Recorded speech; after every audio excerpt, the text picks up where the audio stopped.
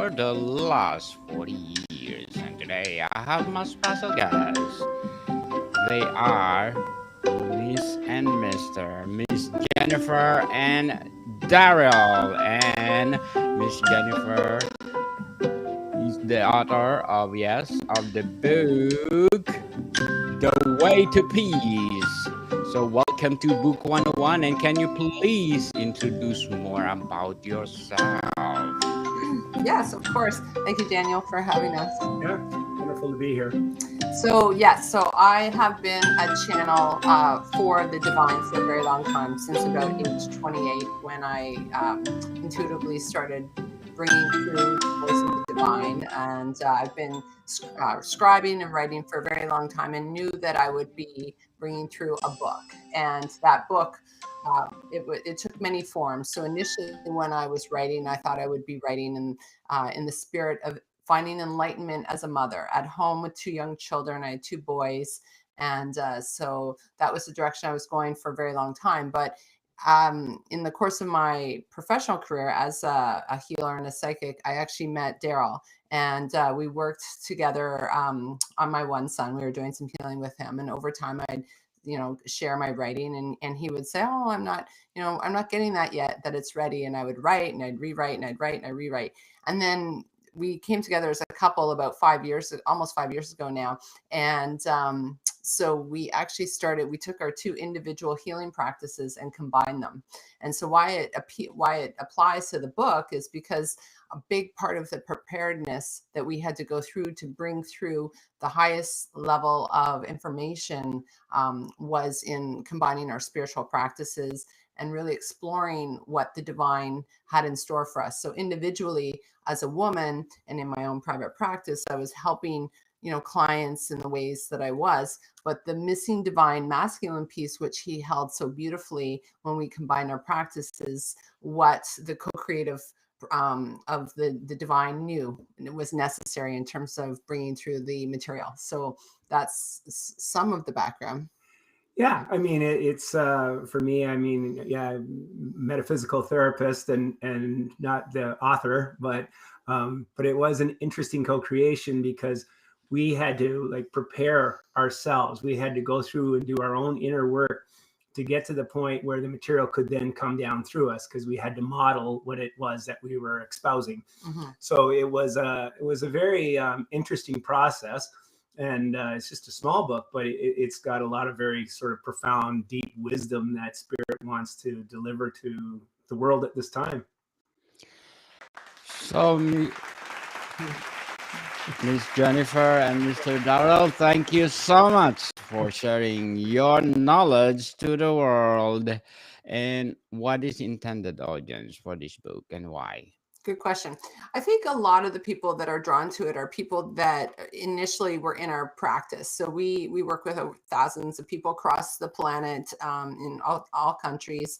And so they're seeking, they're asking questions like, why am I here? Why am I struggling? Why aren't things working out for me? And so I think we were guided initially. I'm actually working on a second book, and I'll speak to that in a second. But the first book really speaks to us about why we have pushed away the feminine. And for hundreds of years, we've denied that inner part of us, not just as women, but men too, the part of them that would be connected to their emotions or their intuition, or seeking, the balance in terms of how we navigate the earth, in terms of, taking the resources and the push for the drive forward in technology. There's been a lack of the balance and the harmony of the two.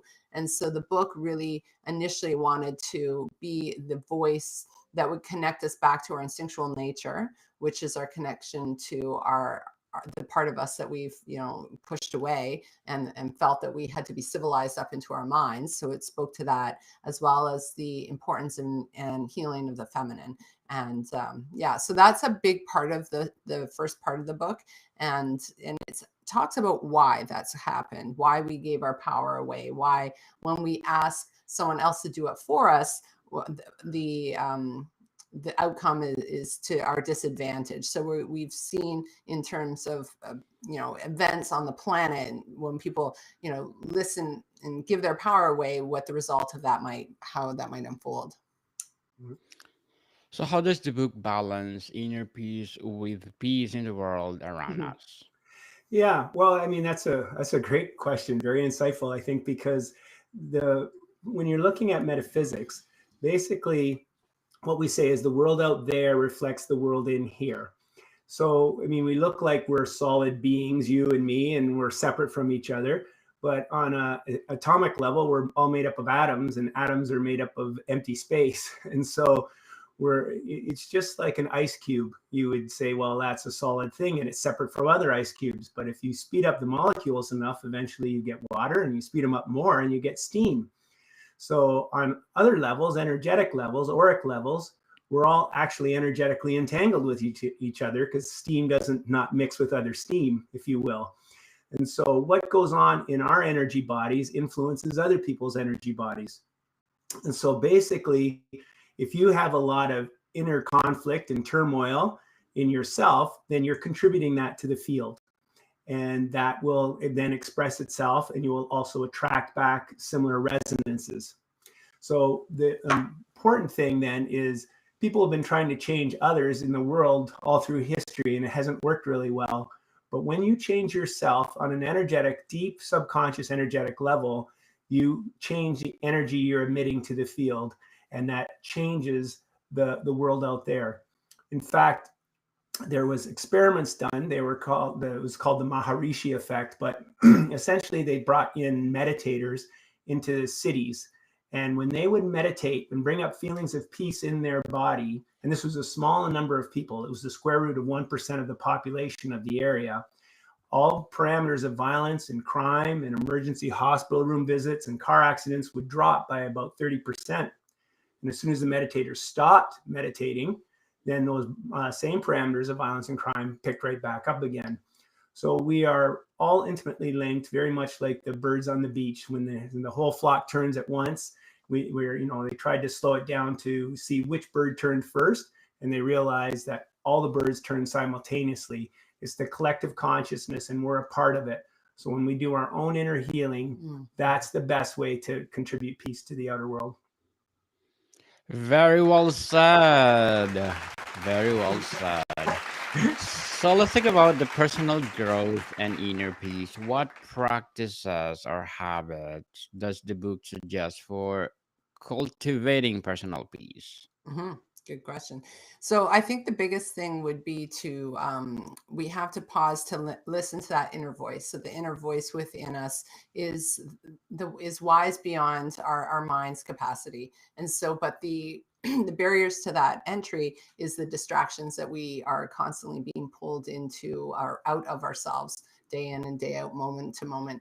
And so it's a reconnection to what we say the feminine part of our soul. So the indwelling being, the indwelling spirit within that has the answers. And so when we pause to really listen and give space to that, and you really do have to give space. So as soon as you think of an answer, or you think that will be that won't allow that answer to be revealed to you. So we really do have to allow the curiosity and the inquisition to be without assertions, assumptions, preferences. And so it speaks to the ability to do that. So how does the way to peace address dealing with anger, fear, or anxiety? Mhm. Yeah, well, basically, it's basically telling us a lot about what has been keeping us from that. Mhm. And there's a lot of influences outside of the third dimension that is referred to in the book, and it basically, I think it's good to look at it like we get a lot of these programs that show up in our lives as behavior and relationship issues early in life, when we were young, because we were in basically a hypnotic state until we're about 7 years old, and everything gets downloaded. Like if you're yelled at for speaking up at the dinner table, then your subconscious tries to keep you safe. He's saying, oh, you're better off being seen and not heard. And so, and then because your subconscious is trying to keep you alive and safe. So if your subconscious go, well, if you speak up, you're going to get in trouble. And then then what you want to say gets caught in your throat. And then on a mind-body level, you might end up with throat infections or thyroid issues or things that would express from that part of the body. But the important thing is the seeds are made there in our early lifetimes and in our past lives. So we come through with these seeds, and then there's influences outside the third dimension, ancestors and beings that haven't crossed over, and all kinds of different influences, and they tend to amplify these issues and problems. So the book speaks a lot about what are these outer influences are, and the book is therefore tells us a lot of why things are happening in our lives the way they are. It's literally energetically mathematical. So when you start to understand the math, which the book helps you, then you're empowered essentially to know what it is, it gives you a map of where you need to start working on yourself. It is also very much a companion to the workshops that we've created, and to the one-on-one or one-on-two, in our case, session work that we do with others. So there's a lot of work that can be done on yourself, and that's what our courses are designed to do, is to help people help themselves. But it's also good to be able to have others at times when it's difficult to be able to reach into your subconscious. And because Jennifer's quite psychic and I have muscle testing, we're able to go below the surface and find out what's going on at a deeper level that's contributing to whatever's bothering you. It could be headaches, I can't sleep at night. I mean, these are the things that when we're working with people, they completely change. Their lives completely change because they're working at the level of cause. And then that's why they can get resolution. So you have to figure out why the problem is there in the first place. And there's various ways of doing that. But once you have that, then you can attack it with strategies and action plans to be able to change the structure of consciousness in the direction that it would need to imbue healing. So, what role does forgiveness play in achieving peace according to the book? Well, I mean, forgiveness is I mean, it's a wonderful thing when you're thinking about essentially energetic dynamics. So very often what we are doing is projecting on others. So when we're angry at others, very often we're angry at the part of them that is the part of ourselves that we can't be within ourselves. Everything that's in the world is in us on a certain level. And so we have to start to recognize that, let's say you were got into trouble as a child for being, your dad or your mom said, you're lazy couch potato, you're not doing anything, you're just sitting around and then you're like, oh, I don't get love and approval if I'm doing that, so I better be busy in the world. And then so you get rid of the part of you that can relax and you become a doer, and your being side of you gets depressed or put in a shadow, is what we say. And then because you hate that in yourself, then you end up judging it in others. So forgiveness is a wonderful tool because it helps you start to recognize where you're triggered. And when you recognize where you're triggered, then it can allow you to do self-reflection. And so when you forgive others, you're also really forgiving yourself, and you're moving towards wholeness, which is part of the spiritual journey. What I would add to that, and I think that the final step to that is coming to this energy of understanding. I think for me, forgiveness is, as Daryl said, the understanding of the external and the internal experience of that, say, laziness. But the big final is like, oh, I understand now. And so in the understanding is the freedom that we're all seeking, that the wisdom. So the arrival at the aha, or the omni state of inclusivity and community, which everyone, I know community is a big word right now. So, but how do we get to community without dragging in these, projections? It's very difficult. People want to be in community, but then to achieve it, it's very challenging. So we have to have a lot of self-referral. So yeah, but what I would add too is the second book so this book actually I wrote 3.5 years ago, and it was a long time ago. And then we went on this journey and we did all of this work together to really understand. And so when the book was brought back out 3 years later, I was like, oh, wow, that makes sense now, because we had done all of this work with our clients and it was revealed to us. So I received the information. It was definitely, I was ready for it, but we then took it deeper into our client work.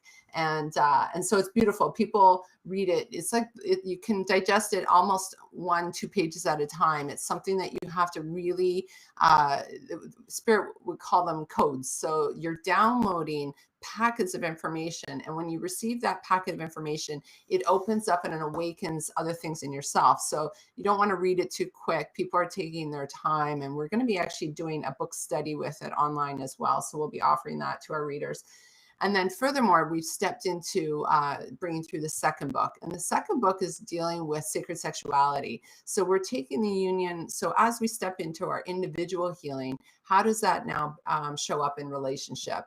And the ability to be in relationship, in love, in balance, and in a place of equality. So I think there's a lot of challenge in people's marriages and in their relationships, and we're seeing it rising more and more. People are giving up sooner maybe than they should. In the old days, no one, you were married to the end. Well, maybe that wasn't the greatest thing either, but we need to have some conviction and some endurance. And so the ability to stand in, to take responsibility for ourselves, really will show up in the strength of our partnering. And so in our relationship has been a model for the divine to use as a teaching tool. And so we've worked really carefully and patiently through our own, the revelation of our own shadows and our own histories, and brought that. And now it's coming through the book. And so the sacred sexuality and the union of what is sex, why has it been given to us? And I think for most people, I shouldn't say most, but it's kept in the lower chakras. So when I say chakras, I mean, it's kind of in the loins, the excitement of the pleasure experience only, is not being truly brought up to the heart. And the agenda, why is it kept in a pornography or distortion space and not being brought up into the heart, is because the value of the energy and the connection that is created with the divine. And so, not to speak too much about darkness, but I think people kind of know this, but people, where did they seek out these answers? But darkness is there to challenge us. It's there to say, are you sure about that? Do you really want that? So it really actually is there to see what we have, what courage do you have? What capacity to do the right thing when no one's looking? Do you have the ability to stick with it? And so it's there to just tempt us off our course. But so many people are giving in more and more to darkness because they're up in their mind, which is very programmable. And that first book talks at length about the programming of the mind. The second book that we're bringing through is talking about the power that's revealed to us when we can be embodied. And in relationship, that is sexual union. And so the path to sacred sexuality through the gateway of the heart is something that people need to know. It is the most sacred and special experience to connect sexually with your partner and share that place of intimacy that you would share maybe with no one else. When you reveal who you truly are, not only just physically, but emotionally, mentally, and spiritually. Thank you for your chemistry, for sharing your knowledge to the world. So let's talk about the spiritual or philosophical themes. Does the book draw from spiritual or religious traditions? Yeah, I wouldn't say religious tradition at all. It's basically spiritual. The being that comes through the book, that is channeled through, is actually Jesus, but it's not a Christian book, if you will. It's just wisdom is coming through from this master, and it's kind of interesting, when you think about all these different religions, and as if there's just like one's right and everything else is wrong, and you got to pick the right one or something. It's a strange thing to think that it would be set up that way. And but truth is truth, and so that then becomes the question is, what is the truth? And when the truth is revealed, I think that's a very good saying, that it does set you free. But, but we don't even know where we're imprisoned. So but the mind is kind of the prison, the guard standing outside, keeping us in that jail of the mind. And there's nothing wrong with the mind, but left to its own devices, it's essentially like a drunken monkey, and it creates stories, and it hangs on to things, and it makes us mean things. Something happens, and we're often running down the road. They said this, and therefore da da da da. So we have to get control of the mind, and the book goes extensively into that, and how it's been programmed, and how we need to develop these other pillars of soul and intuition, and these divine feminine aspects of us that are going to inform us in through our form, much more than just in our head, which is top heavy. It's like a bobblehead. We say, we're not grounded, we're not rooted, and we're not bringing up the information from the deeper parts of us where the wisdom exists. And so that is, no matter across dimensionalities, it's just, what is the truth? And if you have the courage and wisdom to face it, and to look at your shadow and to embrace it, then the freedom that you're looking for, the inner peace that you may not be aware of, is the carrot at the end of the stick. That's the prize, is to be able to find that, and then to have a much richer, fuller life where you're on purpose and deeply fulfilled in life. So, what will be your short-term and long-term goals in writing? Good question. Well, Daniel, if you're open to it, I can do. Is it okay if I read a paragraph from the book? Oh, okay, good. Okay. Well, Spirit picked it, so I said to them, if there's an opportunity to read something, they said, read this paragraph. So here we go. So their agenda to separate. When I say there, it's like the darkness, right? Their agenda to separate you from your soul included convincing you of the belief that your soul was a threat to you, and therefore the divine was a threat. The resulting pain from the false belief and its separation was food for the darkness. Pushing off from your soul then became what you thought was your only course for survival. That further minimized the amount of soul light you could draw down. And by entering the false light for what you thought would be relief, you were drawn into the collective unconsciousness over and over, lifetime after lifetime, that contributed to creating a foundation of internal self-loathing, leading to self-absorption. Each life then drew you into focusing on only yourself and your survival. That caused the birthplace of egotism, which kept you from your wholeness. Because wholeness must be attained in order to return to the Divine Mother and therefore the Divine Father, you were easily blocked. So Spirit just wanted to just give that's what they chose for the paragraph to share. I would say in every moment, we are divinely connected.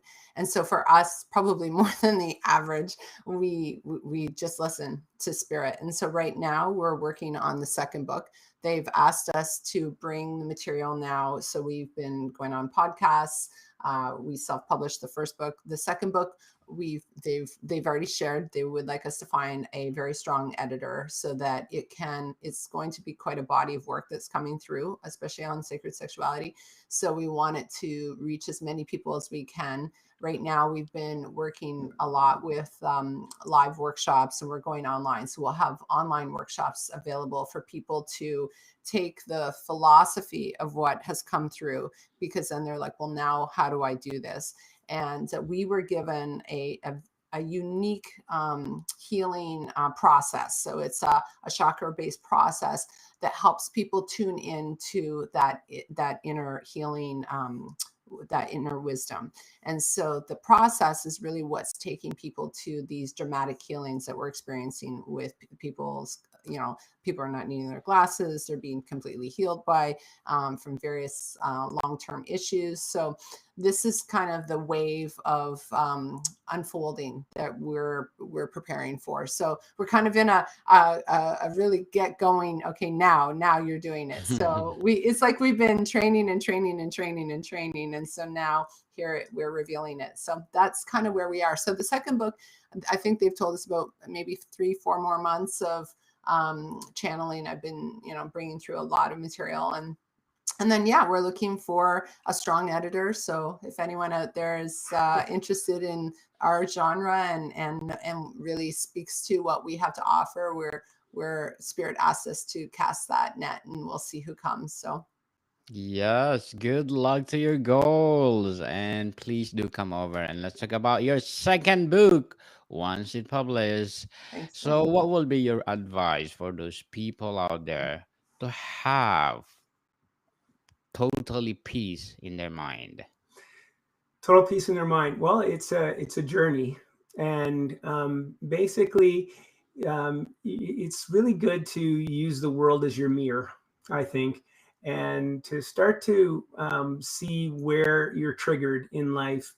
Because I think, I'm going to give you an analogy because I think this analogy is really good, and it also speaks to your question about forgiveness. Let's say you had 3 buckets of water in front of you. One's hot, one's cold, and the middle bucket's tepid water. Put one hand in the hot, one hand in the cold, and then after about, I don't know, 30 seconds, you pull them out and simultaneously plunge them into the tepid water in the middle bucket. And you pull them out, and the hand that was in the cold water before says, well, the water in the middle is warm. And the one that was in the hot water says, no, no, no, this water is cool. I said, no, I'm telling you, it's warm, it's cool. And they're going to fight. So this is a metaphor. The buckets, those original buckets, are where you grew up. Your conditioning, your parenting, church if you went, your school, your peers, your teachers.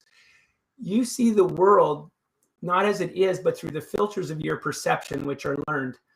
And you say, well, that's the way it is, and it's from your conditioning. But when you start doing your inner work, your healing work, which is the book is a map, say this is why you need to do it, and then we're offering how to do it. As you remove the veils that were conditioned upon you when early in life, then you get more and more above the buckets and you go, oh, I see why you think that water is warm. And I see why you think that water is cool. It's where you come from. And then compassion can be a real thing because there's understanding. Mm-hmm. And then you're not making another person wrong. Fighting at the level of buckets, that you will never resolve it, ever. So when you get to that place, and this is where moving towards unity, community, togetherness, separate from the separate, egotized kind of way that we've been living in the world. We have to recognize that we're all brothers and sisters. The body, the earth is our extended body, and we're all cells in this extended body. And so as we heal ourselves, and heal ourselves, it's like we're healing little cancer bits in the extended body. And that's ultimately how we can make a big difference on the planet going forward. So it's about finding that peace in yourself that will contribute to that in a bigger way externally. The only thing that Danielle Spirit wants me to add, because they're talking to me always, right? So, Yeah. So a big finding in our work, and I mean it's apparent in religion, is that this mark on our soul that we've done something, that we've sinned. A lot of religions call it sin, or we're guilty. We're inherently guilty, and we're absolving ourselves. This has actually been a mark of darkness placed upon us. And so the return to our innocence, the return to the childlike innocence that is spoken to in a lot of philosophies, is a return to the knowing that we are inherently innocent, and that it is the place that we can then move more confidently towards dealing with the things that we're afraid to admit to, perhaps because what it does, that darkness or that feeling of guilt increases the inner critic, like, oh gosh, and it has us push away our responsibilities. And then there's the defensiveness that is created from that darkness.